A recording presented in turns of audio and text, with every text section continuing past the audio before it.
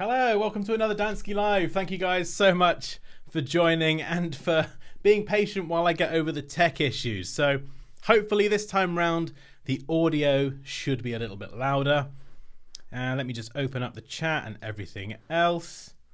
Hello everyone in the chat. Thank you so much for joining and thank you so much for so many great submissions. This is going to be a lot of fun. I'm really looking forward to this. Good afternoon, Stubers, Aerosolver Tech, Video Maker. Hello, hello. Cohen Van Ginkel, Graphic Up, Wilonzi. Thank you so much for joining again. And yeah, let's jump straight into it because I've got a lot of awesome designs to get through and I want to try and get through as many as possible today. So, first of all, let's open up this one from Richard.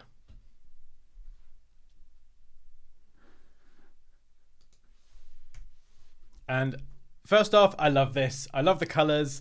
Really nice colors, very complementary. We've got the yellows with oranges, pinks and purples. It's just a great array of different colors. And I love the kind of 3D style here as well.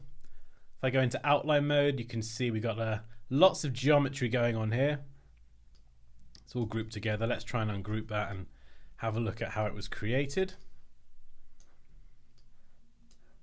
So there we go, we've got different bits and pieces. And I suspect this was created with the 3D Classic Extrude and Bevel. This is great because it does give you much more control over each of the individual shapes. And I think what Richard has done here is applied those gradients and then fine-tuned them individually. So you can kind of really control the shading and the light source. I love the angles, very consistent. We've got these kind of shooting lines here with the width kind of getting thinner and thicker. Just lots of random shapes, cylinders. We've got some with holes cut out. And you can see here, this is kind of a nice use of gradients to kind of, you know, simulate that lighting as well. We've got light coming from over here. We've got some shadows over here with the darker orange. And it says design, and it's super, super creative. So I got to be honest, I absolutely love this. The background, what are we looking at there? Okay, the background was created with free-form gradients. Now, this was added to Illustrator, probably a couple of years ago now, I think. And as you can see, you can put down these points, you can pin down some colors, and then apply them to different parts of a shape. What do we think, guys? I mean, the fact it says design as well is just the icing on the cake. But as you can see, these gradients are just... This gradient feature is really useful for just quickly and easily controlling where certain colors are.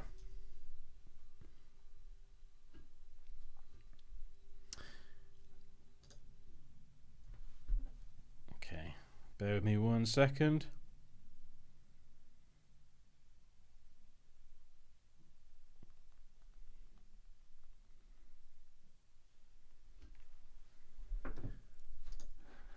Right, yeah, so I absolutely love that. Fantastic.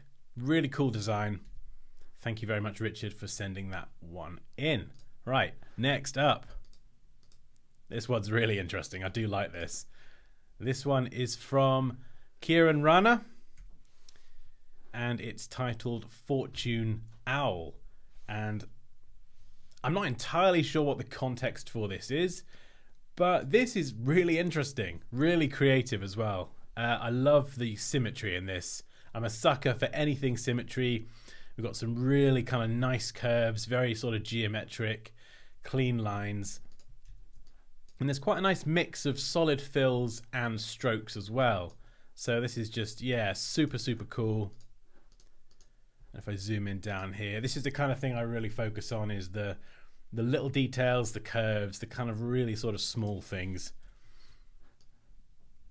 Let's have a look at these over here. Yeah, really nice. I mean, I don't know if that was intentional. It's things like this that kind of, you know, it flows really nicely. You could always extend that and just have that continue that sort of curve, but yeah, this is a really interesting design. And of course, you know, it's very, very abstract and symbolic of an owl. Yeah, it's interesting.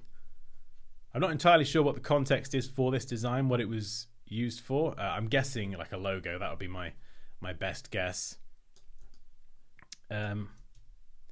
If the brand is called Fortune Owl, I'd expect to see the word owl somewhere, just because, you know, I wouldn't necessarily know that this is an owl. It's very, very abstract in its style. So I think that would probably need to be in there somewhere. And in terms of the type, let's have a look. This looks custom drawn to me, and it's really cool. I do like it. I love the way you've got the curvature on the N, and then the U, and then the N on the one side. I do love how simple these are. I think the R, this part here, looks a little bit odd. And the F as well. This kind of, what's this called? Is that the crossbar? No, I don't know. It's a little something that I can't remember what it's called, but this part feels a little bit too low. But I like it because it's custom. It's nice that it's custom. I think this kind of treatment for the E is generally, it's just been a bit overused. Sometimes it can look quite cool and quite fitting, but also I think it should probably be just a little bit wider. Like, it feels a lot thinner than these other letters, and also the kerning between the different letters feels a bit off. If I zoom out, you can see the spacing it doesn't quite feel right. Let's have a look. See if I can separate this from everything else without ruining the entire design.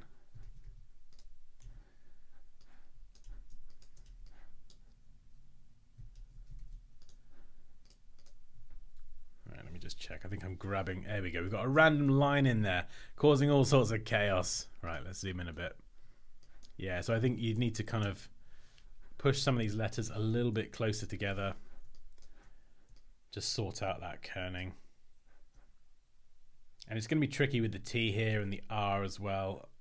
Yeah, it's difficult with the R because I see what you're going for. You've gone for those really, like, you know, quarter segment curves and right angled edges, and there's not a lot of space to work with here for the R. It's really difficult because you've got this bit here, this centerpiece, and this bit all the same width. There's literally nothing left to actually get part of an R in, which is tricky. I suppose what you could do is perhaps do something like this and then go along the bottom perhaps, and then that kind of complements this style with the F. Maybe bring this up a little bit, possibly so it lines up here, so you can see this bit lines up. And I find that generally with logo design, and if you're designing your own custom font like this, trying to find things to line up to, actually just generally in design, just trying to find things to line up to can make designs feel just a little bit better. Like if I were to kind of bring this over and stop here, maybe it's a personal thing, it feels like it just needs to have a bit more intent with what it's lining up with. So that might be a bit too far, but I might bring this, you know, to the O or to the R, or I could bring it to the O, and then maybe there's a clever thing I could do, or I could somehow bring it down. Let's see if we can grab the eraser tool and just quickly demo this. Speed designing.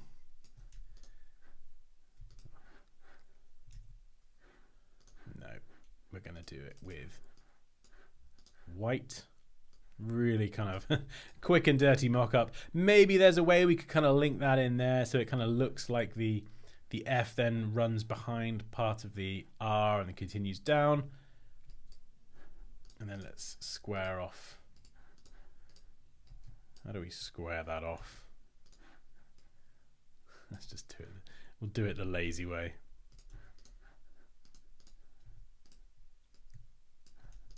There we go, something like this maybe, and then kind of push that letter E out. I don't know, that's just a kind of quick idea, but you can see that what I'm trying to do here is give the this part of the F a bit more purpose and then connect it with the R rather than it kind of feeling random. So yeah, But I think, yeah, without context, it's kind of hard to really kind of delve too deep into this. It's interesting. It's very different from the kind of thing I would ever create. It really is. But it's, yeah, there's something about it that's really, really cool. And I think actually it could probably work quite nicely as a pattern. If you, maybe a few minor tweaks, you could probably try and get this so the kind of wings fit together. And you could repeat this as a really nice pattern if that was something that you needed.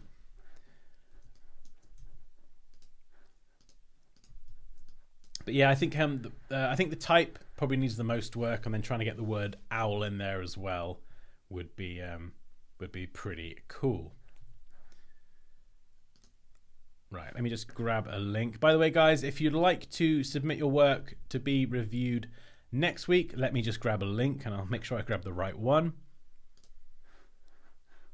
And I'll paste this in the chat.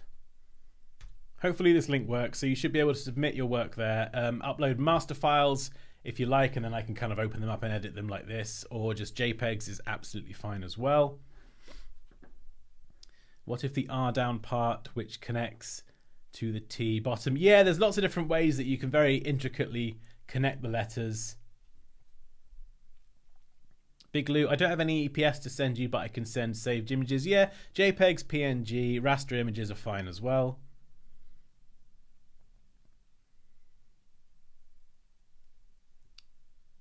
So that's the link that you should be able to upload to.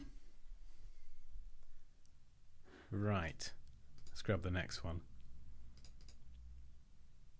What have we got? Okay, if you are submitting work, just be aware that I might not have the same font as you, so it might convert the design to outlines. So no, it won't convert the design to outlines. It won't display correctly. So if you do have some text in there, blah blah blah blah, just make sure before you submit it that you go to type and down to create outlines, and this will convert it to a shape or a series of shapes, and it just will avoid any font issues. Let me see if I can open this up. Okay, that is a font. Right, bear with me. I'm going to grab a screenshot of this. We'll do it this way instead. We should be able to get around the font issues. Right, let's whip this one up in Photoshop. Okay, this is how it should look. So that is actually a font, which I was surprised at. I thought that was custom. I'm not entirely sure what font that is. So first off, we've got a lot going on here. We've got way too much going on, but a lot of interesting ideas. In fact, I think the problem with this design is we've got too many ideas, and actually focusing on just one of them would lead to a massive improvement, because this says watch here, and we've got the hands from a clock. We've got two clocks. I think this is the dial on the side of a watch here. We've got a lot of different colors going on, and it feels a little bit all over the place. But the thing I like about this is that we've got some interesting ideas, and I think my feedback for this one would be if you actually pick one of these ideas and really kind of hone in on that, that's probably going to lead to a more refined and professional looking design. I think at the moment it's kind of like we'll get the clock hands in there, and then we'll do a clock up here with a watch, and then the A can be clock hands as well, and then we'll add another clock, and it's just gone a little bit wild. So let's dissect this a little bit and break it down. So we've got the shape of a watch. That's cool. I like this in principle. I think the execution, particularly here, I'm not sure if that bit there's a mistake, but this shape for the edges, I do love that. That's really cool, the way it curves and then gets thinner towards the ends. I love that. There's a bit of an offset here where it kind of, you can see it's a very crescent-like shape where it gets thinner. I think if we're going to be doing like a top-down symbolic view of a watch, these two circles need to have a consistent width all the way around. This kind of shape on the side, That's cool. It's a nice little touch, very symbolic. Personally, I would curve those corners. So we've got curved corners here.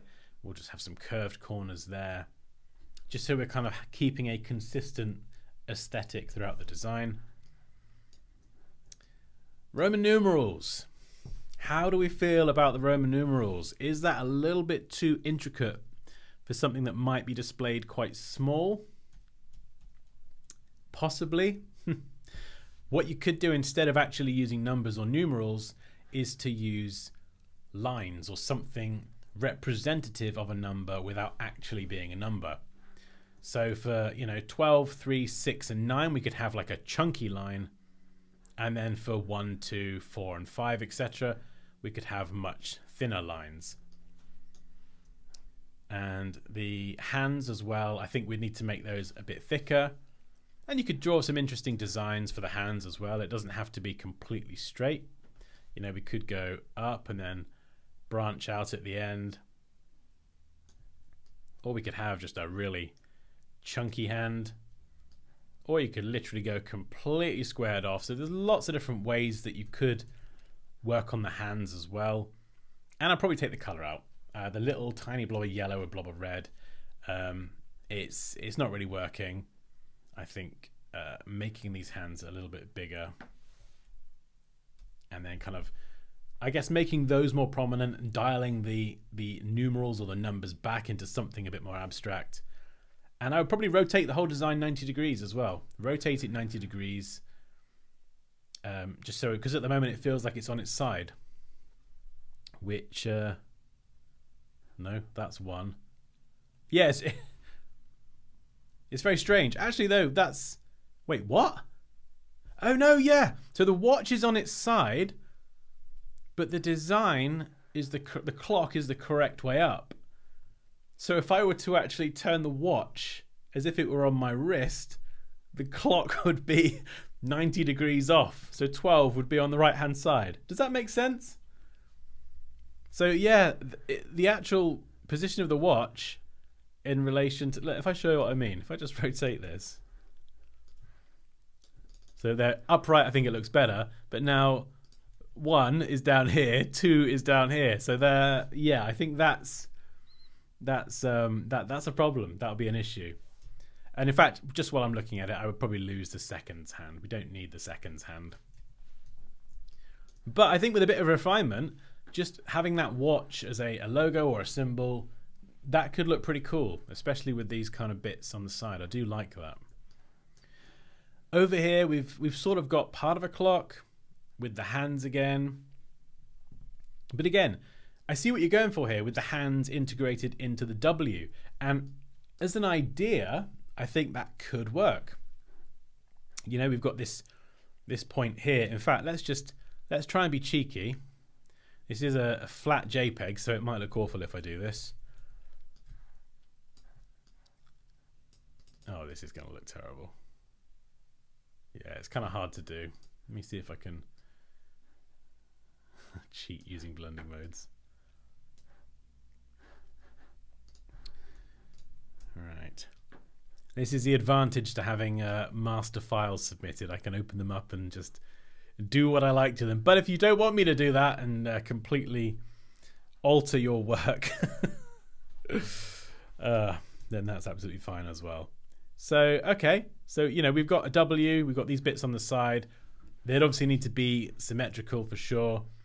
And then we've got the clock hands here. So perhaps, maybe, there's an idea. But then if that is going to be kind of like the logo mark per se, you wouldn't want to make the A a watch as hands as well. You probably want a normal A, a normal rest of the letters, probably. And then this would be your kind of your mark, as it were.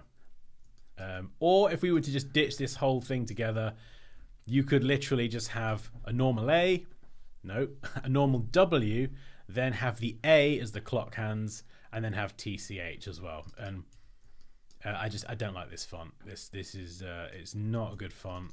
I don't know if this is kind of the details in the font, or we've got this inconsistent width.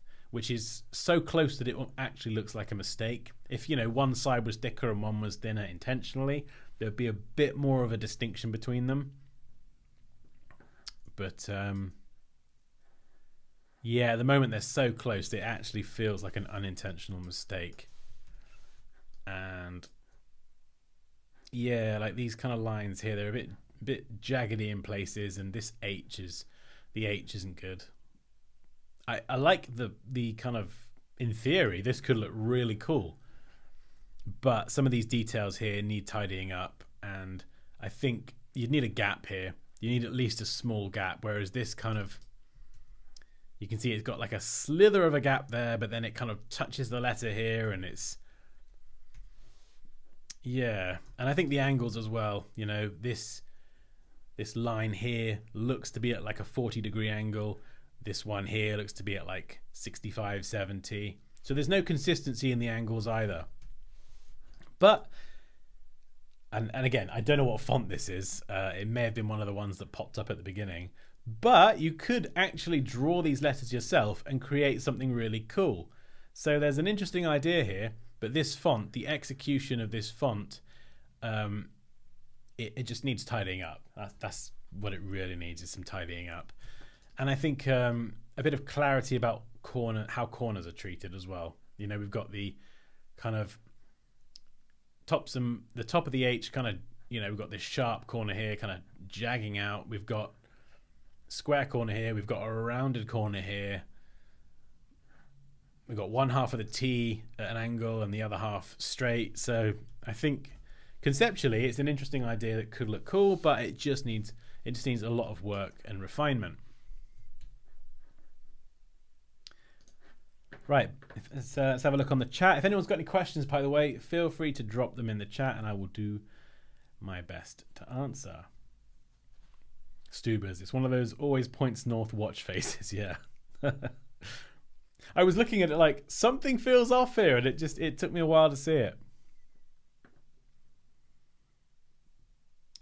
Okay. Horizontal clock looks a bit like a DSLR camera, Anuj says.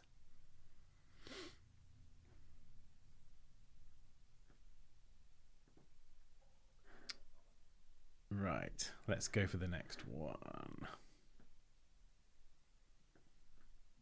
Hey Dansky, Victor here, a bit late. What are we doing today? We are reviewing people's designs.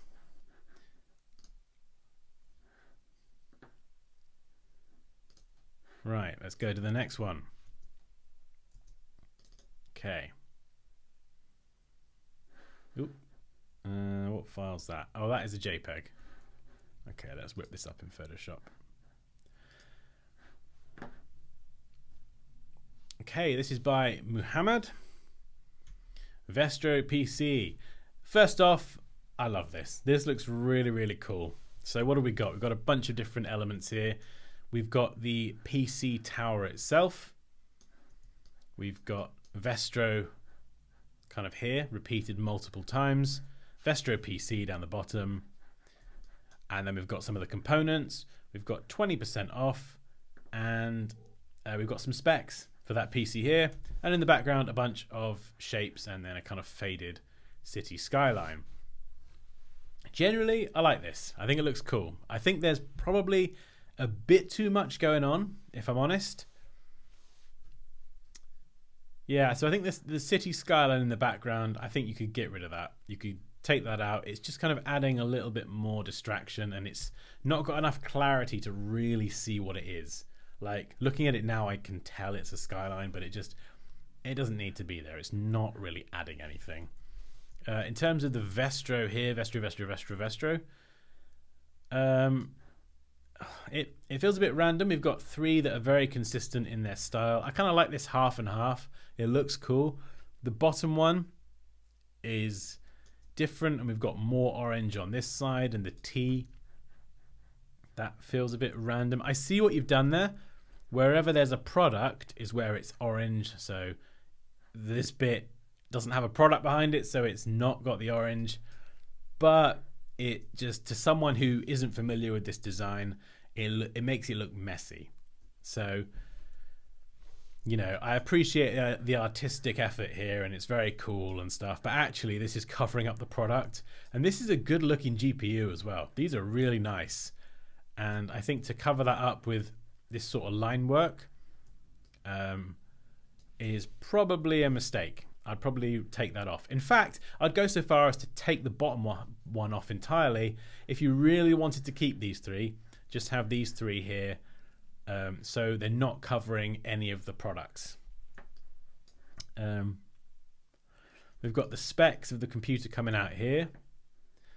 Personal nitpick, I think the outline needs to go. It's a really thin outline, and this kind of, especially with gray and thin outlines, it makes it look a little bit dated. So I'll probably take the outline off. Text, I like the way you have this kind of perspective here, as if it's coming out. Not sure about the drop shadow. You got like an orange drop shadow going on. Not sure about that. I feel like when I'm viewing it at this sort of size, it's very difficult to see, and the drop shadow it's not really serving a purpose, you know. Like typically, if it was like a darker, let's say black drop shadow, it would be helping the text stand off the design. But at this point, it's so small that it doesn't need to be there, really. You know, I'm not going to be viewing it at this sort of size. And so what it does is it actually makes the edge of the text look a bit sort of, I don't know, it just gives it this weird kind of orange outline and makes it look less crisp. Yeah, and I'll probably bring this in a bit so it doesn't come so far out to the edge. And then the perspective as well needs a bit more consistency. So at the moment, you know, this bottom edge of the text is almost kind of coming out of the same angle, but then you can see this top one here. It gets wider as we go to the right. So I think a little bit more consistency in how the top and bottom are treated. Just tighten up that perspective a bit more.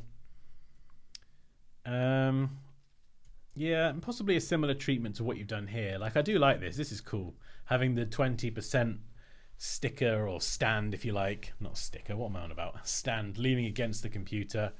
The perspective feels a bit off. So I feel like the perspective of this, the angle doesn't quite match the computer. You need to distort it a little bit more. Let's see if I can try and demo this. There we go. Let's get an orange, nice big orange circle.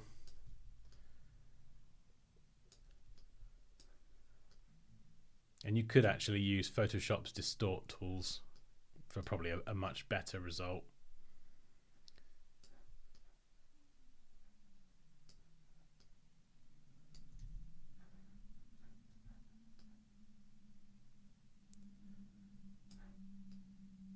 Perhaps something like that. And then what I would be tempted to do, and this would be an awful lot easier with a tablet, is the shadow as well. It feels like just a drop shadow, when in actual fact we kind of need more realistic shadowing, which is something else I was going to mention as well. The shadows here, they don't feel realistic, and I think when you're going to combine these different products and components into a single image, the shadows and that need to feel realistic. So if I have my one here, for example, I would try and actually, oh, I've got the wrong brush. no, that'll do. Right, let's bring the flow down. This is so much easier with a tablet, but we'll bring the flow down and we'll try and brush in a shadow. So our light source is coming from kind of up high, sort of from the front.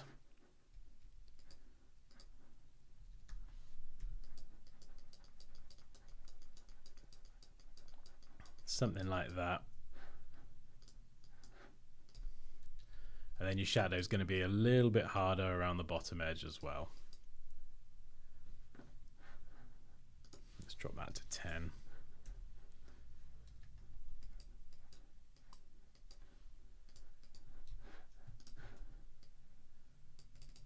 And that's a bit of a rough job. What we could actually do is we could add a mask and just brush that away even more. There we go, softening those edges like that. So it's not only a little bit harder and darker as you get closer to the product, but it becomes fainter and actually more blurred as you move away. And in fact, if you want to go for a bit more realism, you could actually even add some lighting to this as well, to this circle, and remove this kind of, there's a slight hint of opacity there. So we could just go and, like, you know, pop a highlight on there. Just brush in like a light source. Maybe make that a bit brighter as well.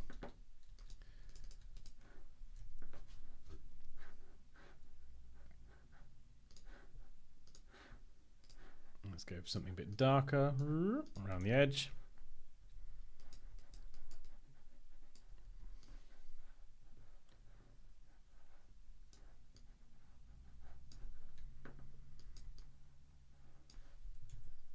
And clearly you can see this is very rough. It needs a lot more time kind of refining this. I think the lighting has actually made it worse now. Yeah, those shadows, they're awful. And I would typically use an exposure adjustment layer anyway, but let's let's not try and rush doing something like that, because it will look like a terrible example. But if I take the lighting off, you can see what I mean with the shadow. It just needs to feel like it sits more against the product and the shadow actually matches. And then whatever you kind of treat, however you treat the shadows and the lighting and all that stuff, needs to be consistent with all of the products, just so they feel like they sit together. Mason says it looks like an egg. Yeah, I know, I really kind of did a terrible job just adding highlights there. But yeah, we'll leave that for now. That's what happens when you try and rush things on stream. Also, these wavy lines. I like these. They do look cool. They do look cool. It feels very sort of techy, so it's kind of very fitting. What I think would look awesome, right? I think would look really, really cool is if these lines actually were to kind of interact with the scene. So you could have if we were removing the skyline in the background, you could have these lines fill up the entire background if you like, or not. It's entirely personal preference. But then what I would do is I would actually have them behave differently when you get here with the surface. So imagine we're actually creating a surface, yeah? These products are sat on the surface.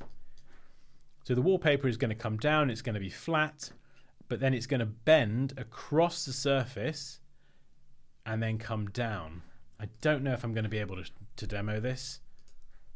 Probably not. It's probably not a good idea, is it? Poppy says it does look like an egg. Ha! Yes. The way I would probably do this is either puppet warp it or liquefy it, because you need to be really clever with it and try and push it up. Remember, we're focusing on the lines here. Forget what I'm doing to the product.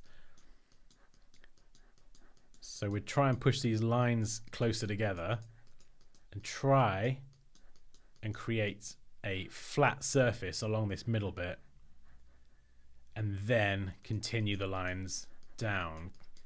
Can you see what I'm going for here? Does that make sense? So it's kind of not distorted up here. It's not distorted here because it's flat, but then we're kind of distorting this middle bit by bringing them closer together, which makes it look more like a surface. In fact, I think that on just the background, forget what I've done to the rest of the design, just on the background, it would make the products feel like they're actually sitting on a surface, as if they've been photographed in a studio, and this backdrop of wavy tech lines or whatever is actually there on the wall, on the table, and I think it would look awesome. It would look so cool. But yeah, so basically I think in summary, just tightening up those shadows, making the compositing feel a bit more realistic with the lighting and everything, tightening up some of this detail here, and just making everything feel less busy. So there's less going on, let the product really stand out, and then do something clever with that background to add a sense of sort of more realistic perspective, so it kind of matches with the products. I think that would look really cool. Okay, let's keep going because I've got so many designs I want to get through. Where to submit the designs? Can you review portfolio works? Yeah, let me post a link. I should have put this in the video description, really. Copy link. If you want to submit your designs for next week, we're doing it the Monday today because tomorrow I'm getting a haircut. But I think going forward, we'll do this every Tuesday. We'll do a design review where I check out your work on a Tuesday, and then Thursday's stream can be kind of more, teaching, more education based, and I'll find something to talk about. Okay, next up, let's grab this one here. Who have we got? No, we've done that one. Done that one. Ooh, this is interesting. This is very interesting. Okay, this is from Malno, and I think this is the person who did the water drop on the last stream. So you can see here a very similar style for this logo.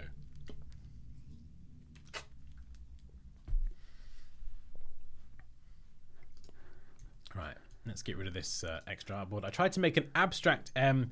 Love to hear your feedback. Maybe I'll use it as my personal logo. Okay, let's get rid of this. Is that a shape? There we go. Right, full screen. Okay, M. First off, stylistically, I love it. This is right up my street. You know, we've got, again, clean lines, we've got consistent curves, we've got the same, or no, very similar shapes repeated. Things that I focus on, like I said, very technical, spacing here, and then the spacing here as well. That's what I'm looking at. And that's tight, really tight, and a really good use of reusing shapes. There's no point redrawing this end piece here, because you may as well just copy it over and flip it round. Make sure you get the angles right, and it just adds a bit more polish to your design. If you're drawing everything manually, especially shapes that repeat themselves, you're gonna get inconsistencies. So really, really tight. Does it look like a letter M? Does it look like an M? What do you think? If you said to me, what is this? And I didn't have any context, I wouldn't necessarily associate that as a letter M. However, that being said, you know, if it did have the words whoop alongside, let's just whip this up here. Let's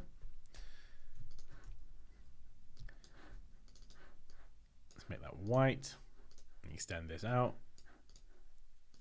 Let's just say this is appearing on a website. Make that bigger. And let's go and hide the artboards. Let's hide artboards. Oh my god, where's it gone? Where's hide artboards?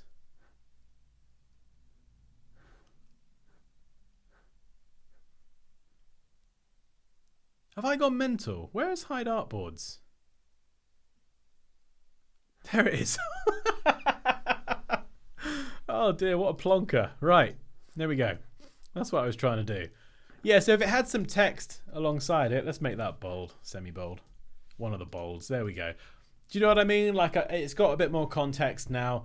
I think you can probably get away with that because not all logos are a literal representation. Do you know what I mean? Like, just to throw a logo out there, Nike or Nike, however you say it, you know, it's a tick. I think it's much, much more than that in terms of kind of a mark being identifiable. But what you could do with this is you could take this a step further and try and make it a little bit more like an M. Do I try and do this? Shall I try and do this? Is that a good idea? So, you know, first thoughts, yes, I do like it. Is it quite there? Is it fully realized? No, I don't think so. I think there could be some more interesting ideas that you could do with this to make it just that little bit clearer. Make it that it's an M.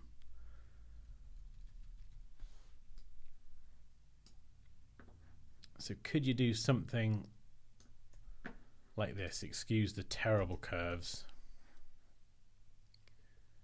Let's see if this may or may not work.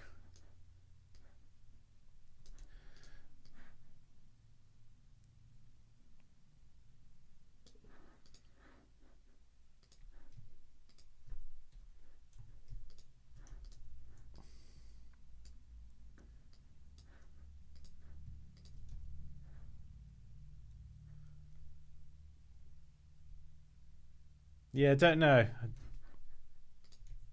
Just so it actually looks like an M. Let's get the paintbrush tool and see if I can do something with that.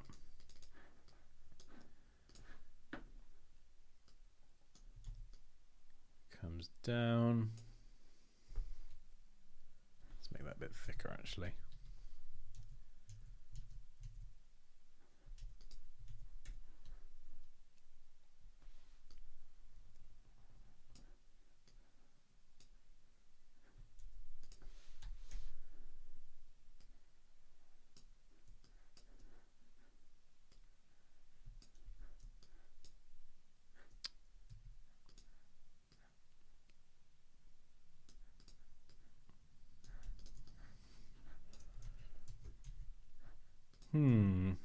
Obviously ignore the execution. This is just some paintbrush tooling madness.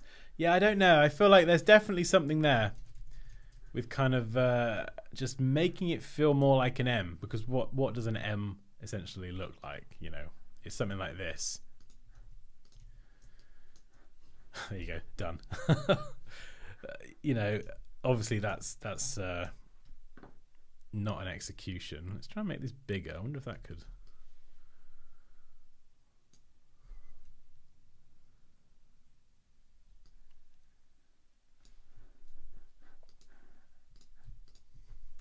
Match the color.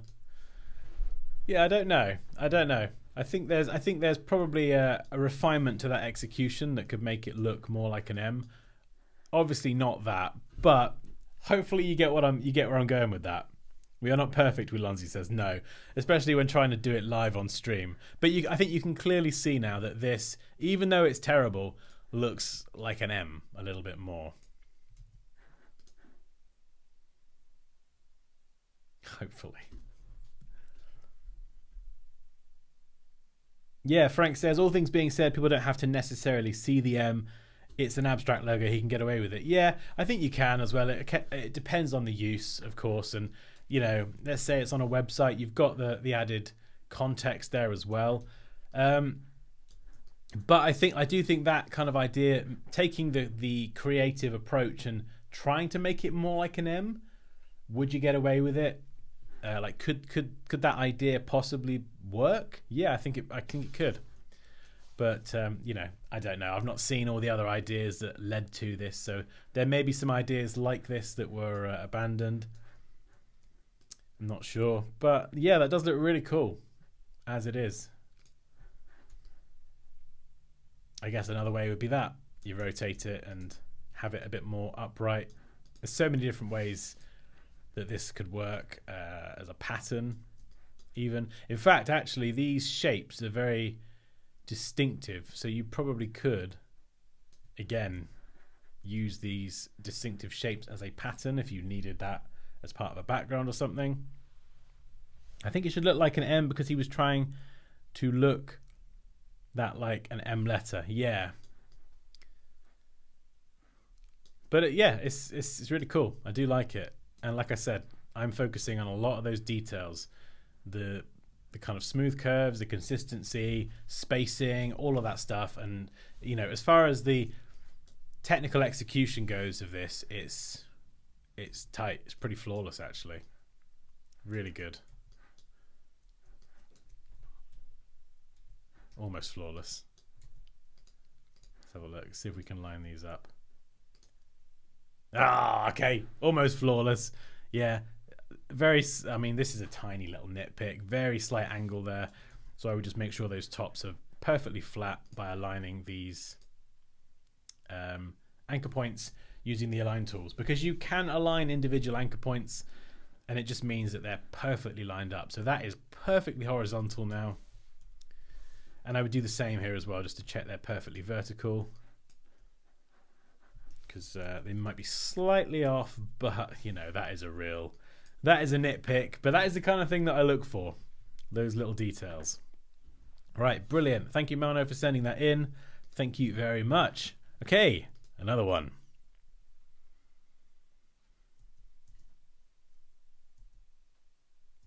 Fire. Okay, let's Photoshop this one. Oh, actually, no, we could probably open this in Illustrator. Fire.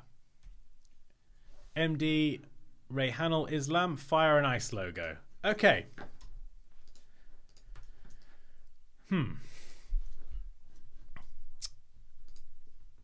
First of all, let's try and lock that background just so I don't start moving that around. Let's have a look at the geometry. Oh no, it's a JPEG. Ha! There is no geometry, of course. Right. First, with the lettering. It needs to be a bit more consistent. It looks custom drawn, which I always appreciate, but the execution, if you're going to do your own letters, it's got to be there. It's got to be tight. So this part of the F, again, forget what it's called. Typography people, feel free to correct me. This needs to be a bit shorter and come in a little bit. Also, the width is inconsistent. So, you know, if you're going to go one way or the other, I think they got to be consistent. Here the width changes, and I don't like this execution of the R. I'm not entirely sure what it is either. I would completely scrub that from existence.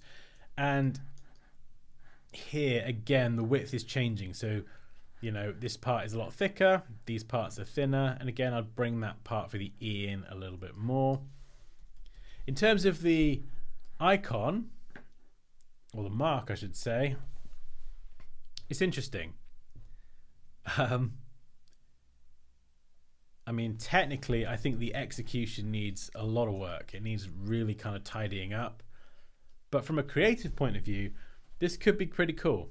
I think you could definitely have a ready orange warm flame and then an icy blue flame. You could combine those two together. I don't know if you need three necessarily. And I like the way it starts lighter in the middle and then gradually gets redder as you go to the outside. You could use the blend tool for quite a nice treatment of that. And by using the blend tool as well, you're going to avoid all of these kind of inconsistencies as you've done every layer. In terms of the lettering though, probably a few different ways you could go with that. So let's try and do this. Why won't it let me draw? Paintbrush tool, new layer. Why is it not letting me use the paintbrush tool? Let's try a new file. Yeah, that seems to work. I thought Illustrator was just like, Dan, just stop trying to do this on the fly. Right, I'm disabling the paintbrush tool. Okay, so for the lettering, we could go, hold shift, go down. So we've got fire. Let's try and draw these straight. That'll be good. That's way too long. Bit shorter. Then we got the I. Same consistent width. And then we'll go for the R. And for this one, actually, let's get rid of that. Let's do something a bit different. We could go round like that. And then possibly down there. So just half of an R could look kind of cool. And then we've got the E. A few different treatments. Whoa. A few different treatments for the E here. We could just go there and go Lily, kind of consistent with the F. Or we could add a gap. We could do this for both of them. So it just makes it a little bit more unique. And we can duplicate that over. So something perhaps like that. Makes it a bit more unique. We could even extend this. Oh, we could even go a bit wild. Let's try something even more wild. Let's get rid of this and we'll go down for the R and then come across. Could that work? Bring that down, maybe a gap. If we're going to add this little gap in, this little break, I think the spacing between you know, the main body of the letter and the gaps should be consistent. And then you could add something there if you wanted to give it more kind of, oh, this is definitely an R. But I kind of like that, kind of the simplicity of it. And yeah, I think if we're going to go and add some fire as well, it does kind of make it obvious. Dan, he's trying to put the word ice in there too. Yeah. Oh, I see. Stubers. I didn't even see that. Okay, well, the fact that I didn't even see that, I mean, who else didn't see that? Is it just me? Am I the idiot here, or did nobody else see that? I mean that changes everything. Do you know, I was wondering where the word ice was. Yeah, Frank didn't see it either. Yeah, penny dropped. Oh my god, right. This changes everything. Okay. Oh, can we do that? Fire and ice? Could this work? Possibly, if we were to give it a different color. Hang on a second. Maybe. There might be.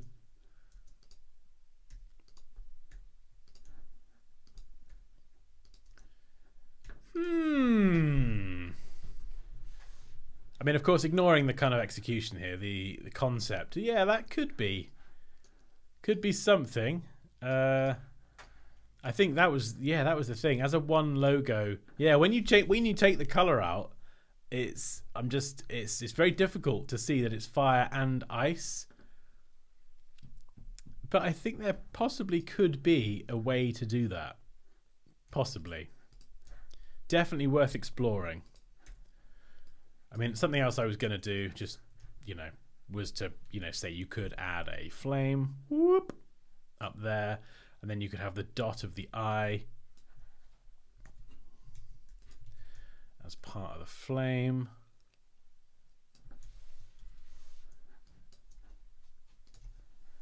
So let's just go back to one color for now. But yeah, that's interesting. That could work, potentially. Let's thicken this up. Thicken. Whoa, not that thick. So there's a few different ideas here. We could do something like that, which I kind of like, actually. I might have to continue that off camera. I think there'd be a pretty cool idea there. Mark says, I saw fire, but the R was making me have a little stroke, and you read what must have been the file name and said ice, and I was like, oh, yeah, I know. I did wonder where the ice was and what this was. It's so funny how I didn't even see it. Kieran says, geometric fonts work better here. Gafar, never saw it. No. Join the club. Hey, it's TikTok logo colors. Oh, no. God, let's change that. And I think maybe, you know, you could make these letters white, and then we could go fire and ice. Let's grab an icy color. You know, you could do something pretty cool with this. Actually, it might make sense to swap those around, because typically you get a blue flame in the middle. Whatever, that's just me sort of spitballing ideas. But yeah, there could be something pretty cool there, conceptually. In fact, I'm going to save that. I'm gonna have a play around with that later on. We'll see what happens there. But yeah, I think personally, so to sum it up, I would experiment more with the idea of combining the words fire and ice. I think you will need to use colors to separate them out, unless you can come up with a really clever way that it reads fire and ice simultaneously. I think color or style between those two words, using different ones, is going to really help create that distinction. So you might have one word like fire. The text might be outlined. So let's just explain what I mean. Whoop. Let's make it white. So you might have fire like this, and you might have ice like that, or you could use different colors perhaps. I think that would be your kind of best bet at combining those words together. But if they couldn't, you could do something really interesting with the word fire, and even add the word ice as well, or add a flame. And we've got a fire flame and an ice flame. So there's a few different ideas there.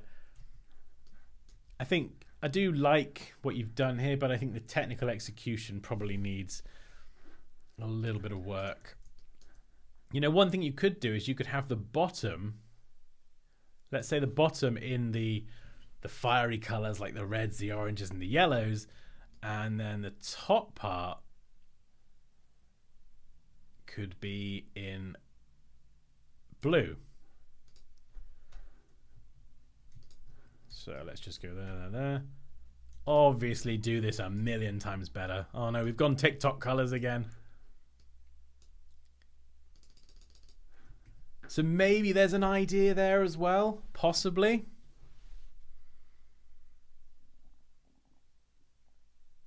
Oh my god, I was thinking about that outline thing right now, says Frank.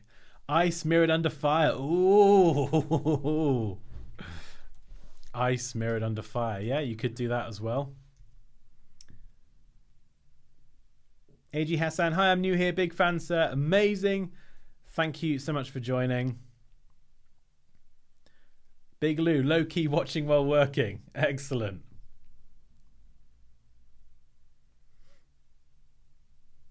Chantra Kim says, Mr. should be a long time for design poster. We could do some poster design at some point if you like.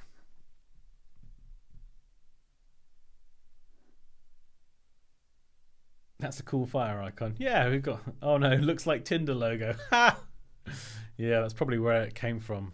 Subconscious inspiration there.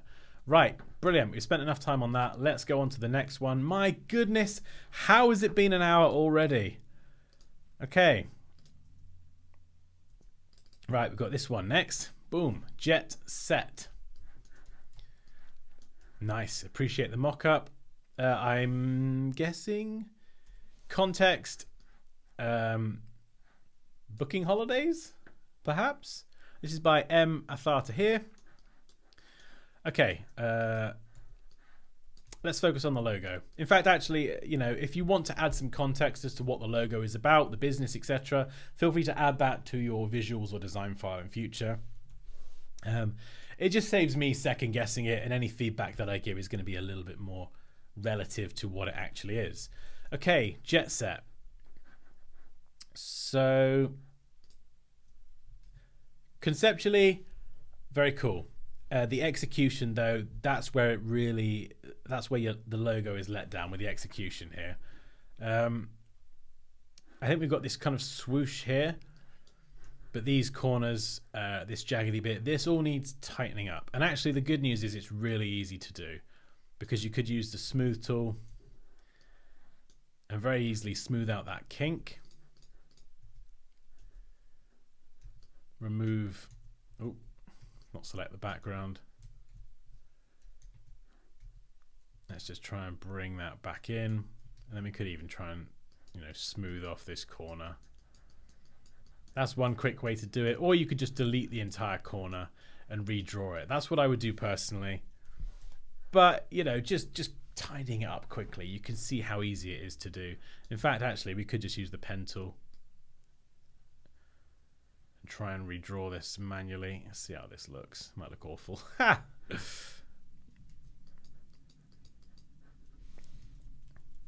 There you go. I mean, it could be worse, but that's a really quick and easy way just to correct those curves. You could grab it with the pencil tool again. Let's try another one. Let's try something really ambitious and see if this looks terrible, which it might. Is Illustrator going to do that?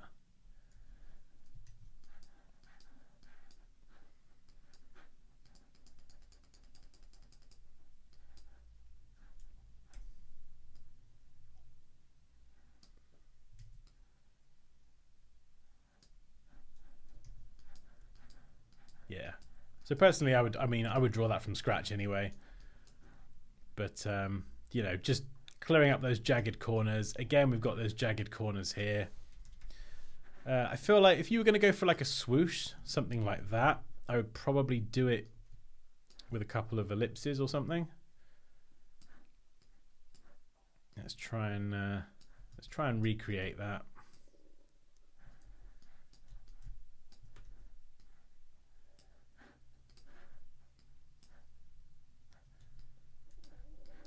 Something like this. Perhaps, of course, variations on that, you know, play around with it, tidy it up, whatever, but just something a little bit cleaner if you really wanted to go that route. Or you could even, let's try, what's it, intertwine. If you've not used this one, it's a cool, fun feature. Something like that. So it kind of goes around the J, could be cool.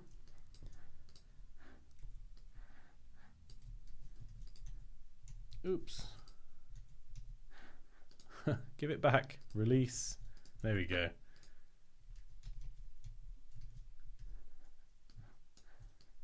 And then if you really wanted to, you could have this here as well. That's probably not going to fit, is it? But even something simpler like that, I think just makes it a little bit, I don't know, just makes it less complicated.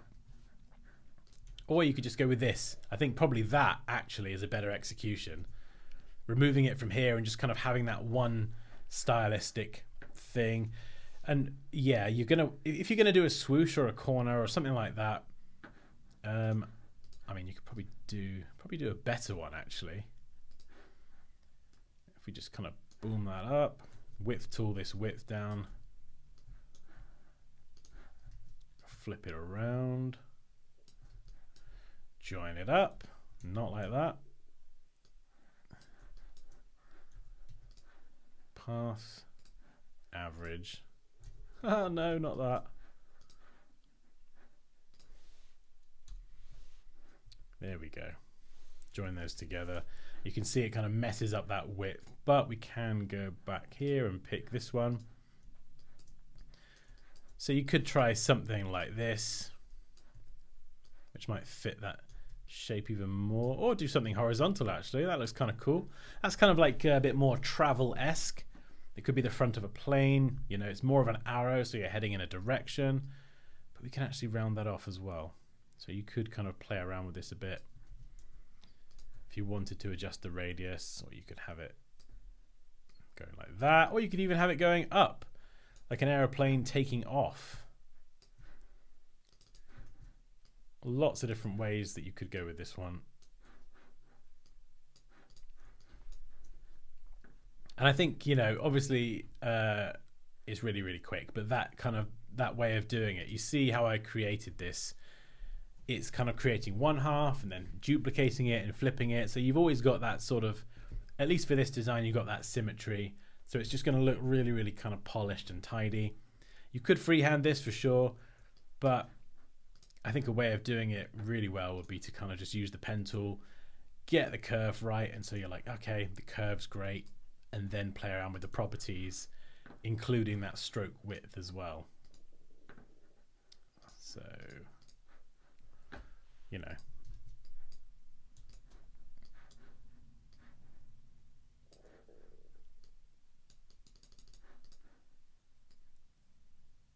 So you can see, so I was messing around with the shape at the beginning, kind of just trying to fix it, but actually sometimes it'd be easier to create it with a stroke and just, it would look a little bit tighter then as well. So in terms of a concept, yeah, I think it's good. And a jet set go, you know, really cool as well. Personally, what I would do though, is I would, not sure about the commas, not a big fan of that. Jet set go. This could work like this, you know, nice and small, or we could actually go and make it caps. So it is a bit more of a tagline. Or you could add a full stop, jet, set, go, something like that, or just drop it down on the opacity. So it is a bit more subtle as well. And then let's try and find something to line this up to with intent. So maybe the end of the T perhaps. And then just bring that down. But yeah, I think conceptually it's a pretty cool idea. I think if there's other things that could represent travel or planes or, you know, there's lots of different things as well as a swoosh that you could try and get in there. But in terms of the white and the orange, just love that. That is spot on.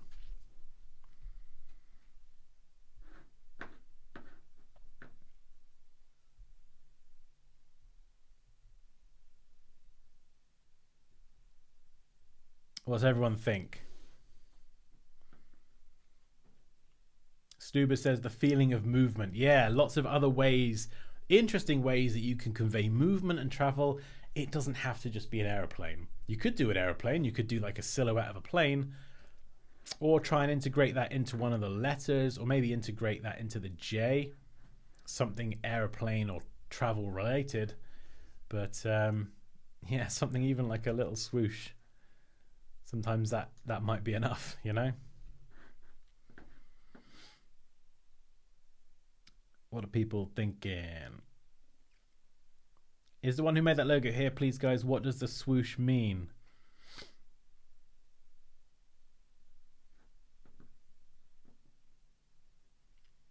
EasyJet. Yeah, that was my first thought as well. The orange and white. EasyJet. The nose of a plane. Yeah.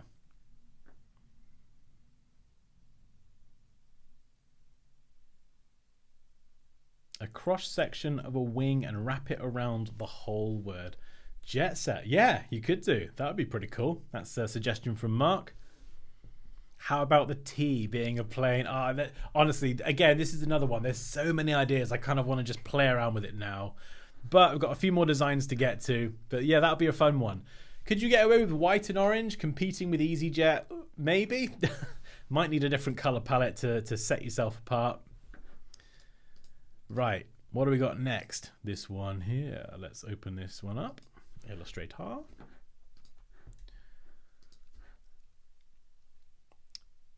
Okay, let's just pop this in a new document. Opening JPEGs up. For some reason disables the paintbrush tool, just in case I want to have a bit of fun with it. All right, let's get that black ready. Go and mark it up. Add some annotations. Right. The Spander guy. Now, okay, this may be me. I'm not sure. I'm not sure if that's meant to mean spanner guy because it's someone holding a spanner or a wrench. No, not a wrench. That is definitely a spanner. First thoughts. This looks like Impact in terms of a font, which I'm never a fan of personally. Impact kind of has been around for a long time, and it's just been one of the default fonts for like websites back in the day. You know, you had your Arial, Times, Verdana, Georgia, Impact. It was one of those. I don't know. I'm not really feeling it. And the being larger than the word. We'll go with Spander guy. I'm going to assume that's what it's intended to say. I'd make that bigger, a bigger focus than the. Is there any web design submission? Yes, there is. There is one coming up that we'll jump into. The icon itself is actually really cool. The fist holding the spanner. I love that. I really do love that. In fact, I think if you were to kind of... Oh no, how can I do that? Oh no, I'm not in Photoshop, am I? Yeah, I think personally I would take the fist and the spanner. I would get rid of the circle, get rid of the text and the font, get rid of the brick wall. I'm just not feeling the brick wall, and definitely lose these drop shadows because they look like solid, hard black drop shadows like this. They just make it look dated, you know. They really do. I get why they're there, to make the text stand off the wall, but I think you should get rid of the wall anyway, or at least make those shadows a bit more subtle. But yeah, and I see what you've done kind of with the cutout here. We've got a circle and a rounded rectangle cutout. I'm just not feeling it. I'm not feeling it personally. I feel like if you were to focus on this icon here, which is actually really cool, and maybe rotate that from an angle to something straight, get the fist punching, get that like straight on, get that looking correct, then draw the two halves of the spanner and make them perfectly symmetrical and have the fist right in the middle. So at the moment it's slightly offset. Get that looking tight as a mark, and then play around with fonts and things. Because I think actually that could work. You know, the spanner guy, the guy's grabbing the spanner. It makes sense. It makes sense to me. The skating choreographer, and here you are live again, Dansky. That's awesome. Hi, Dansky and everybody. Sorry for coming in late. That's fine. This is episode 1 of many, many episodes. And we've already been going for about an hour and 20 minutes. My goodness, how time flies. So yeah, I think that's what I would say with this one is a lot of these kind of other elements like the drop shadow, the brick wall, the use of impact, or very similar font to impact, it makes it feel dated. The actual symbol here, the mark, that's what I would isolate and focus on, and then make a kind of few tweaks to that, tidy that up, do some variations on that, because that looks pretty cool. And then I think the problem is then picking a different font, something that the Spander guy, you know, yeah, maybe a bold masculine font would look pretty cool, just not impact. There's so many cool fonts out there that you can download for free as well, and just something that isn't that would be a good shout. Cool, right. I think someone said a web design one. There is one actually. This is going to be interesting because I think this was massive. People still growing their talent need this. Hopefully, yeah. That's the goal with these streams, is to help people. I'm not here to kind of, you know, break people's spirits and make them feel terrible. If you know, if I'm not being honest and critiquing your work with my honest opinions, I'm not helping you. So that is the whole purpose of these streams, is to share that experience. But at the end of the day, it's still my opinion. It's just my opinion. I'm just one ginger. So, you know, if you don't agree with my opinion, that is totally cool. Right. Love this. Love this. This is our first bit of UI design as well. So play with code. I mean, apart from the fact that's a nice, clever logo, good use of gradients. I love that. We've got a P and a C. Cool. And I think here we had a logo earlier that did this kind of whole 3 lines for the E.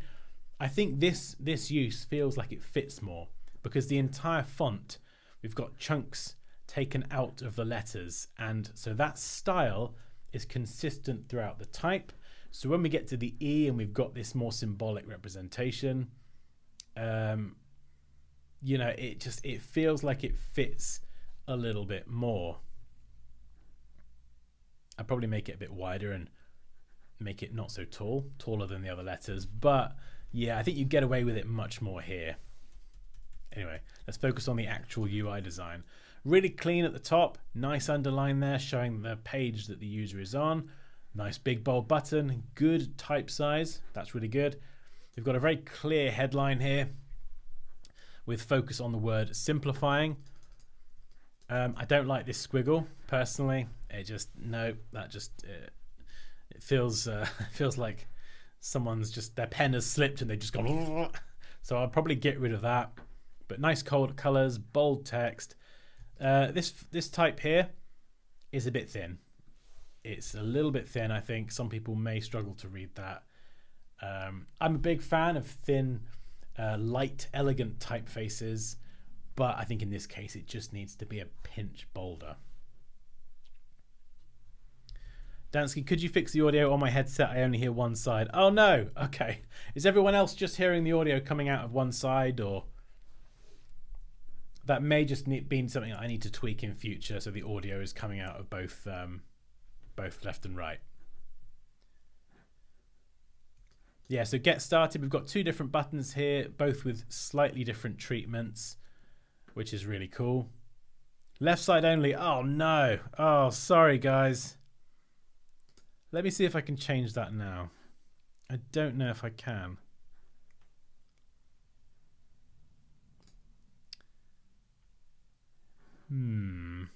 Yeah, I'm not sure. Yeah, it's not set to mono. Let me have a look. Yeah, oh, that's unfortunate. It's set to stereo, but for some reason it sounds like it's coming out of one side. But I will definitely get that fixed for the next stream.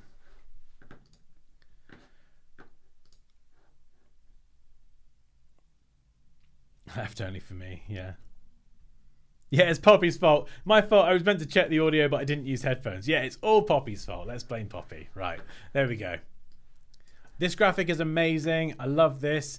We've got, Ginger, always a win. So we've got Ginger. We've got the yellow clothing here. We've got purple, yellow and purple. Lovely color combination.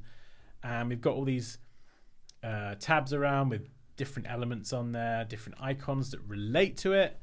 This is a great looking graphic. In fact, I can actually imagine this moving. I can imagine these different elements, these floating elements, moving based on how I move my mouse. Down here, we've got some icons. They're okay. The icons are okay. I think maybe a splash of color or something. Maybe I feel like they're nice and they're simple.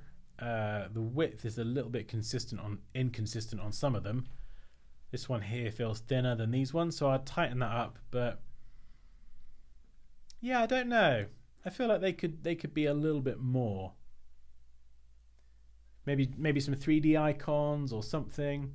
I don't know. It feels like you've got these icons here. They're all like they've got that 3D quality to them, and I think having those down here as well would look pretty cool. 3 lines, 2 lines, 2 lines. Oh, I mean, could you put 2 and excellence on the same line? Just so we've got that little bit of consistency running across here. I don't know. What do you think? This text is way too small and way too light. Same as before. I think that needs to be a bit bigger. And you could center this. I think maybe tighten this up a bit and center it within this container. At the moment, it feels very kind of, like it's been shoved to the top, which might be a kind of stylistic choice, which is fine. But I think my main point would be make that more legible because it's just a bit light and a little bit small. Going down here, we've got, again, big bold title, text. Just beef that up so it's not as light. These icons here, these graphics look pretty intricate and they've got a lot of detail, so I would make them bigger. They're actually quite hard for me to see what they are, and they look like they could be cool if I zoom in. We've got a nice bit of style to them. It reminds me of Unsplash a little bit in terms of style. No, not Unsplash. Oh, I forget who it is or what it is that does those lovely icons. Is it Unsplash? Oh, that's going to bug me. There's a site that does some really nice illustrations for lots of different things, and they're completely free to use. So if anyone knows or remembers what that... Undraw! That's it. Thank you. Yes, Undraw. Apologies, Undraw. Definitely check them out. They've got some great illustrations. It reminds me of those. And again, font needs to be way bigger. It's too small and too light. So I think a few different kind of paragraph sizes for font. I think one consistent size for the kind of body text like this would be really good and just make it a bit bolder. But I can very clearly see what they help with: web development, UI UX, nice big button, no more. Yep, all good there. Services in the background, that kind of faded thing. Yeah, it's kind of cool. Do you need it? It's probably more of a stylistic preference. What would be quite cool is if that big text in the background moved as you move the page.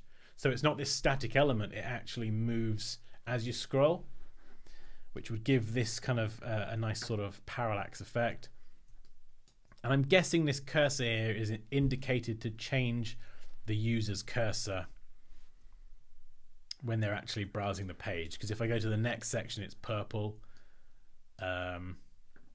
So I'm guessing the cursor will change as you scroll the page. Yeah, that's kind of cool, I suppose.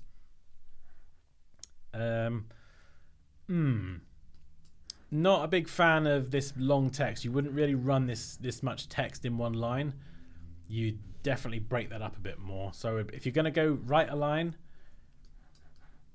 which again, do you right align? I'd probably keep it left aligned, even if you have it on the right hand side, and then bunch this text up over 4 lines instead of 2, just so it sits together in this kind of tight little package that's easy to read, rather than having to look all the way across the screen, because it's not great for a user experience.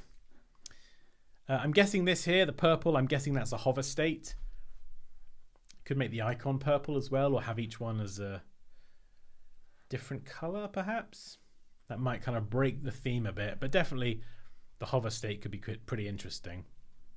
When you hover over, the icon could suddenly have a splash of color in it, so the light bulb could light up, for example, or different elements like this tick could go green or something when you hover over. Again, this text here needs to be bigger, way bigger.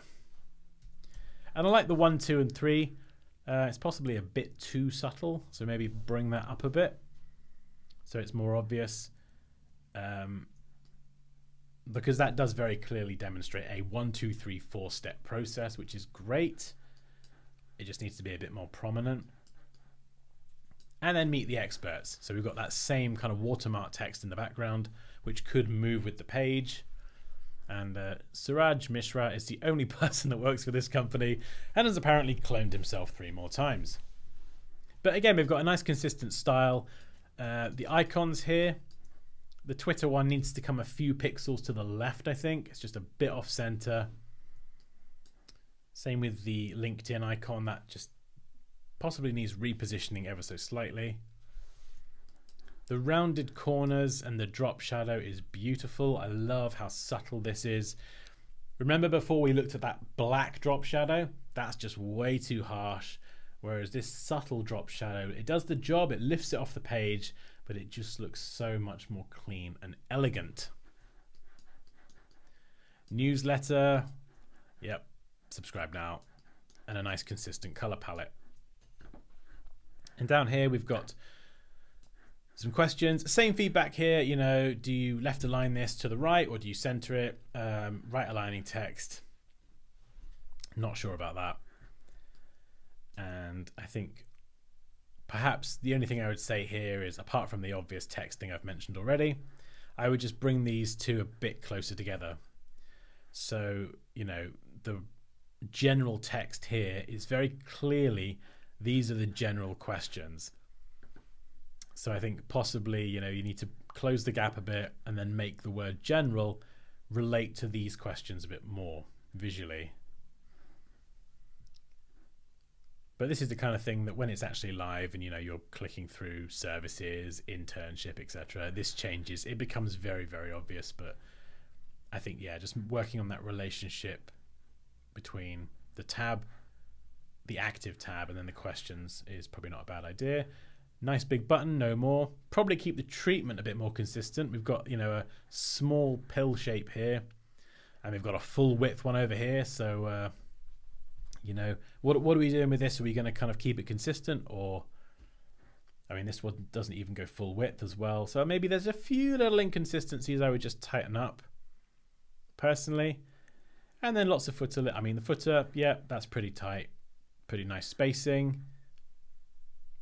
Yeah, that's pretty good. And I like this sort of watermark here in the footer as well. But yeah, as far as the design goes, really, really cool. I think just building on that, tightening up some of the spacing. The biggest issue for me is the legibility of the text, making it bigger, slightly more legible, like just by increasing that weight. Great hero graphic. Brilliant graphic, clear nav bar, clear explanation of what the business is. Get started or watch a video. Boom. It's really great sort of lead into the page. What do we think?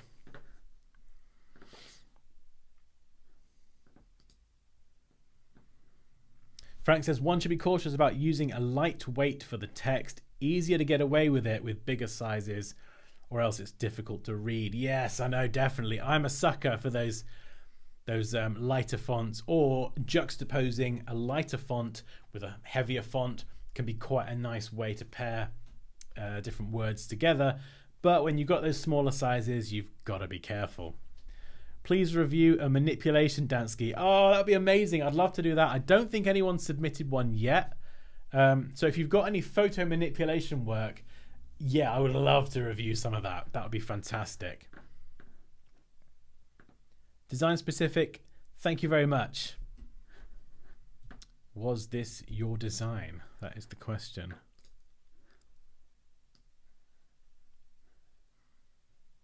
I'm not sure, but if it was, you're welcome. Okay, boom. Let's have a look. What else have we got? Oh my goodness, we're punching past an hour and a half. Right, we're going to do a few more quick fire designs, and then I'm going to have to wrap it up. Oh, this is so fun though. I could literally sit here and do this forever. Right. Here we go. We've got another design, and I can't remember the name, and I'm not going to try and remember the name because I know I'll get it wrong. But this person submitted a design recently for the last stream, and it was very, very abstract and very creative. I think this is really just a display of gradients, and it's really cool. We've got the word gradient here with a blending mode. No blending mode. Interesting. Yeah, there we go. Overlay. So we've got light text overlay. I love what they've done. Very creative. I think they've probably gone for creativity more than legibility here. I love this part here. I think maybe there's a different execution here. We're kind of using uppercase letters, and then you've got a lowercase a, so we're sort of mixing it around a bit. But hey, it looks like a bit of creative fun, and I'm all for that. It looks cool. The gradients, I really love these. They're not colors I'd pick, but what type of gradient have we got? What's it called? Is it angled? Where it kind of runs around in a circle. It's the kind of thing that I never use personally. I'm always either linear or radial gradients. But this does look really cool. There's something really alluring about this, and I'm not entirely sure what it is. It's just like it feels like an abstract celebration of gradients. And we've got this pattern in the background. I mean, I prefer the gradients a bit more than the pattern, if I'm honest. And it looks like there's some noise added to the gradients as well. So they're not perfectly clean, which I think is a stylistic choice, and I actually quite like. I do love adding a bit of noise to my my design work that I've either drawn or generated myself in 3D, because 3D and drawing, shapes and gradients can always look really perfect, and by adding a subtle bit of noise, you're going to make it look a bit more realistic, as if it were kind of shot by a camera, because a lot of times cameras do include that slight bit of noise, that bit of grain. So adding noise can sometimes make something look a bit more realistic rather than being imperfectly smooth, which it is on a computer. Nathaniel says, kind of looks like a retro album cover design. Yeah, there's something about it that's just really interesting. If the album or the artist were called Gradient. But no, I love it. Mike says, is this an overhead view of a drum kit with the most precise positioning of cymbals ever? Ha! Yeah, it could be. Two perfectly positioned cymbals with lights bouncing off of them on some crazy light up flooring or something. Yeah, could be. Okay. Sharif, what about my logo? Oh, I haven't got time to do all of them. I'm like a lot of the ones that I don't get to today, I'll move into next week's folder. But I'm just, there's only so many that I can do before I need to stand up and move my legs. Okay, we've got this one here from Graphic Up, who I believe is in the chat, or was was earlier. Let's open this one up. Boom. Photo. Pro lens capture expert lens unforgettable moments. Cool. Okay, colors. Yes, normally I wouldn't go for the grey. I'd say maybe white or a lighter grey, but you know, if you want to go with grey, it's kind of cool. Black, red and grey does work quite nicely. Not a fan of this lens flare. Let's get rid of that. Keep the style consistent. I think we don't want to start introducing anything like that. This shape in the middle, yep, cool. Execution needs tidying up. I feel like this may have been a live trace of an existing version of this shape. Although I can show you very quickly how to create this. Well, I'll try. Could go wrong. We'll see. So we'll create a 6-sided hexagon like this. Change that to outline. Align them together. We'll scale it up.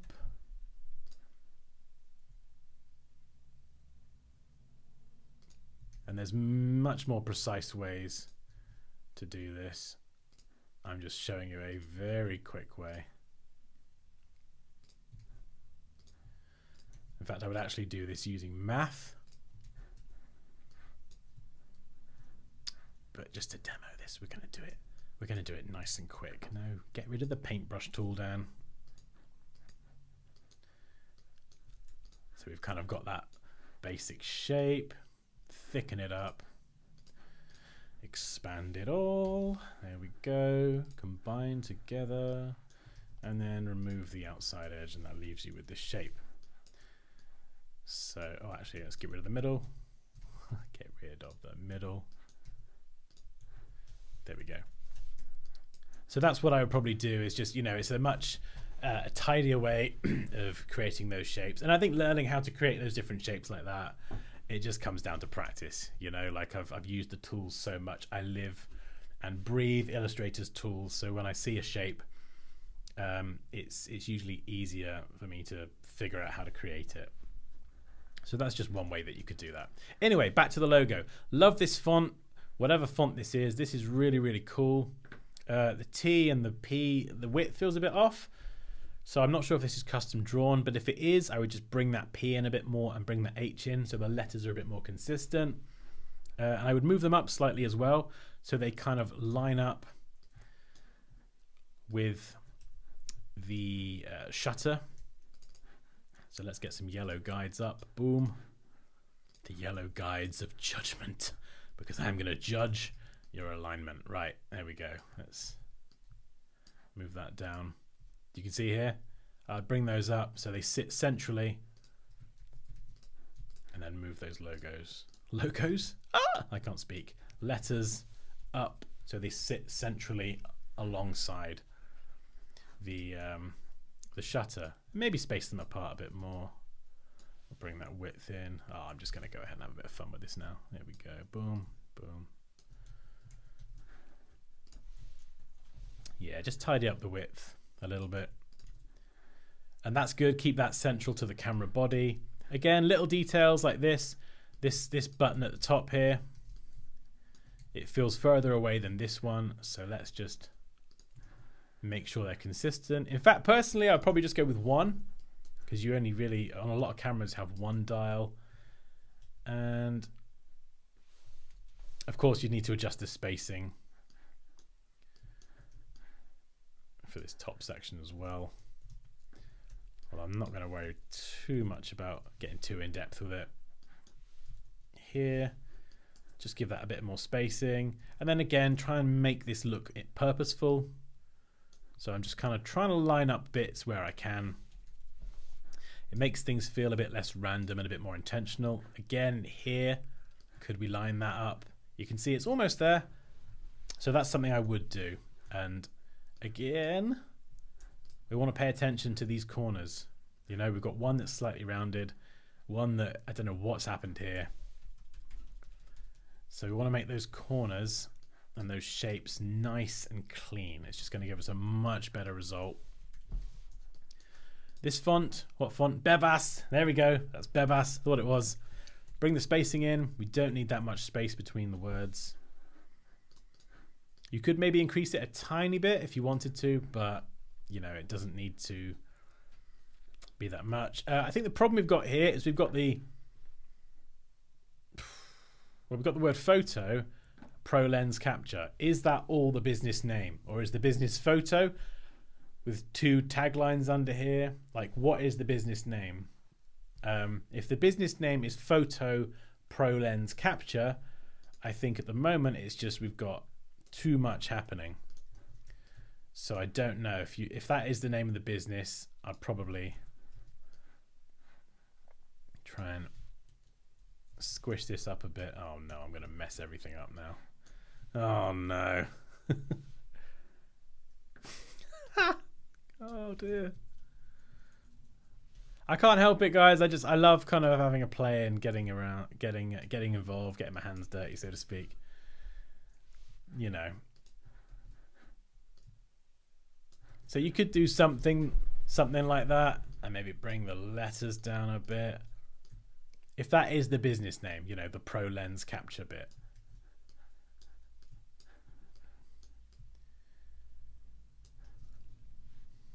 In fact, we could even try this in the red. Pro lens capture. Does that need all that spacing? Maybe. The biggest problem we've got now is we've got this font here and that font there. So I think they do kind of need to match.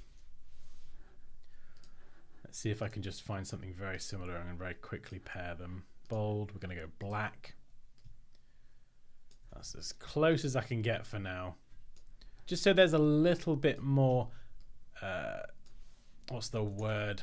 Synergy, that's the word, between the word photo and pro lens capture. If it is all the business name, let's get rid of the red here. We've already got red. We don't want to create more of a distraction. Expert lens, unforgettable moments. Tagline. You know, we've got a lot of caps going on. Let's make this sentence not in capitals. Expert lens, unforgettable moments. You could even separate that. No, maybe not. Expert lens. Oh, something that I do like. We could try this if it works. There we go. This is a personal thing I quite like doing. You have the full stop after. So you could play around with the tagline. Let's go and try the white anyway. We'll try white in the first place. And then the tagline it's set back a bit from the main design. And I would tweak that a little bit more, maybe shift everything up. But yeah, what are we thinking, guys? Also, if you like, if you prefer me just talking and reviewing work, or whether you like me actually getting in the files and doing my own thing like this with it, just definitely let me know. Either way is cool. At the moment, I'm just kind of getting stuck in with it because I find it fun. But if you'd like to see me talk more and do less, or vice versa, just let me know. Make the button on the top red as well, Big Lou says. Yeah, there we go. Red for record or take picture. And even if you wanted to keep the grey, I'd go with a light grey. You know, you don't have to go completely white. But yeah, that would be your, minus the tagline.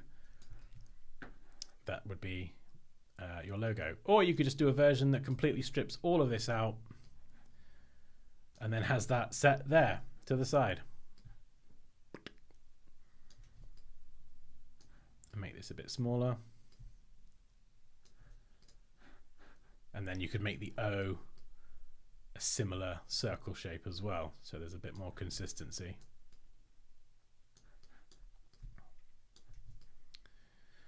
Pro lens capture, something like that. I don't know. I'm just playing. I'm just playing around. We're just having a bit of fun. There's a whole variety of different ideas. But yes, thank you so much, Graphic Up. If you're still in the chat, for submitting this one. Oh yes, you are. Wow, amazing. So hopefully this is helpful. I'm not trying to upset anyone by distorting their work and doing whatever. This is just me kind of spitballing my thoughts.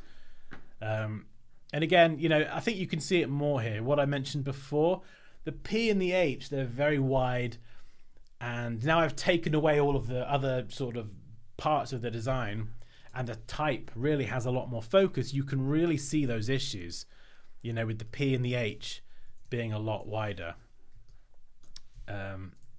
Whereas before you got away with it a bit more. So let's just kind of tighten those up. With the direct selection tool, I can just select those different anchor points and then, you know, stretch this in or out. But in terms of a font, I don't know whether that was Graphic Up. Was that a custom drawn font, or was that a font that you found and used? Because like however you created that, I love this font with the kind of P missing, and it's just, you know, it's very, very simple, but I really do love that. So cool. Let's see what people are saying. Make the button. Oh, we've done that. The lens is best, and it seems like Dan. It seems like Dan hasn't done yet. Fabio, I have no idea what that means, but thank you. Himanshu Sharma. There we go. That's the name of the person that did the gradient CD design. Himanshu Sharma, thank you so much for joining. Sorry I'm late again for my gradient design. Thanks for reviewing. You are welcome. This will be on the channel, so if you want to catch the replay, that will be up later on. Stubers, I like it when you get stuck in, but don't do it to mine. Ha! Okay. All right. Don't submit it, and you're all good. No, honestly, if you don't want me to edit your design and you want me to just review it, just put a massive disclaimer on there saying, Ginger, don't touch my design. Okay? That's fine, and I will respect it. Mike says, keep tinkering in the files, then people can learn your fresh techniques. Yeah, I think it's hard. I think a lot of the time when I'm doing this, I come up with a lot of good ideas in my head that I think will look cool, but it's trying to like do it all there and then, you know, it's very difficult. It definitely does take a lot more time to like get that execution looking right. But when I'm just sort of demoing these ideas, it's more about the concept. That's why some of the designs, I think they look very messy and untidy, and I'm pointing out all these things, but actually when you look at the raw concept, the idea behind what they tried to do, there's definitely something cool there. Like the fire and the ice one, you know, I think conceptually it was very it was untidy and it had a lot of inconsistencies, but trying to combine the word fire and ice, I don't know, that could work and look pretty cool. Money Talks, I only work on black and white colorboard and logo, as any other color hurts my eyes. Is this normal? I mean, I've never heard of that before. That's interesting. I only work on black and white, as any other color hurts my eyes. Is that like in general? Other colors hurt your eyes? Or I think generally actually with logo design, it's good to work in black and white, because if we start messing around with colors and stuff too soon, it's easy to lose sight of the core logo design, but also you end up depending on colors. So you might do a logo design in 2 or 3 colors, it looks great, but then when you have to have that logo design in black and white, let's say it's on a compliment slip or a letterhead, it doesn't work in black and white, and then that's going to be a bit of a problem. So make sure your designs work in black and white and color as well if you're going to do that. Frank says this way, I love watching you do your thing. Oh, awesome. Okay. What do you call a Dan who loves the sky? Dan Sky. Sky Dan. Oh, dear me. Right. Okay, guys, I think we're going to have to leave it there because we're nearly at 2 hours and I need to go up and stretch my legs. But yeah, for episode 1, I've had a lot of fun doing this. So fix the audio. Yes, we're going to fix the audio again for next week. And, you know, if you've got any feedback or suggestions or things you did like or didn't like about this kind of process reviewing today, definitely let me know. And the goal is just to make this better and better. Audio's left heavy, equalize it. Yes, absolutely. We will fix that. Yes, recolor. Thanks, Dan. Another great stream. Thank you, Stubers. I'm glad you enjoyed it. In fact, thank you to everyone for joining. It's fantastic as always. It's the highlight of my day doing this. I love doing this, and it's so nice to actually be able to interact with you again, and we get to hang out and just critique people's design work, which is fun. So I'm going to throw the link in the chat again. This is for next week. It's piling up fast. A lot of people have submitted work for next week already, so I am worried that I'm not going to have enough time to do them all. But if you'd like to have your work reviewed next Tuesday, then this is the Dropbox links to upload your files. And yeah, it's going to be fun. Popinda, I'll make sure I do better with the audio check next week. Yes, Popinda, it's all your fault. Everyone blame Popinda for the left heavy audio. It's totally not my fault at all. Design specific. Yes, next week let's get a photo manipulation. So if anyone has done some cool photo manipulation art, anything like that, that would be amazing. I'd love to see that and then critique that as well.